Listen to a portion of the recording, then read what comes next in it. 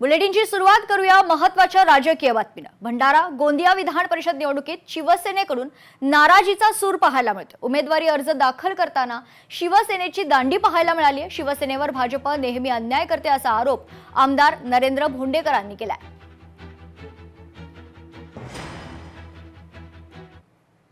काल मला काही काम होते आणि तसंही पक्षाकडून काही आदेश आलेला नाही आहे आणि त्याच्यामुळे आम्ही तिथे काल उपस्थित राहू शकलो नाही।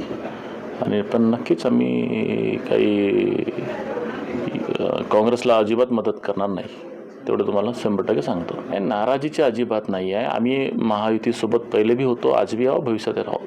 पण मुळात प्रश्न असा आहे की आम्ही शिवसेनामधून आमचे 2 तुकडे झालेत। आम्ही उठाव केला, कशासाठी केला? उठाव करण्याचं कारण होतं आम्हाला की आम्ही हिंदुत्व विचाराचे आहोत आणि हिंदुत्वाचे विचाराचे असल्यामुळे आम्ही भाजप आमचा मोठा पक्ष आहे, मोठा भाऊ आहे, म्हणून आम्ही त्यांच्यासोबत गेलोत।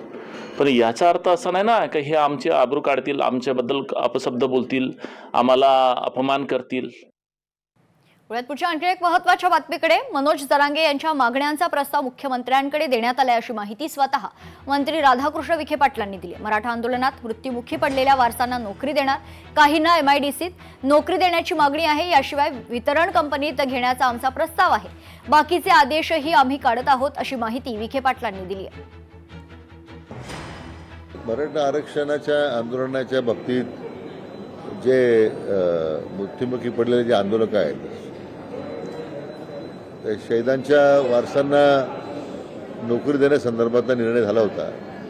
त्यापैकी काही मुलांना आपण राज्य परिवहन महामंडळामध्ये घेतलेलं आहे। MIDCमध्ये आता आपण त्यांना काही सामावून घेतो, त्याचे आदेश काढले। आता आंदोलकांच्या ज्या काही मागण्या होत्या माननीय जरांगे पाटलांच्या असतील, तर त्या संदर्भात आता एक आम्ही त्यांना लेखी प्रस्ताव दिलेला आहे। माननीय मुख्यमंत्र्यांच्या मान्यतेने तो प्रस्ताव दिलेला आहे। मला वाटतं एक टप्पा पण पूर्ण केलेला आहे आणि बाकीच्या बाबतीमध्ये आवश्यक ते आदेश आम्ही आता काढतो। लोकशाही मराठी ऐका, पहा, जागरूक रहा।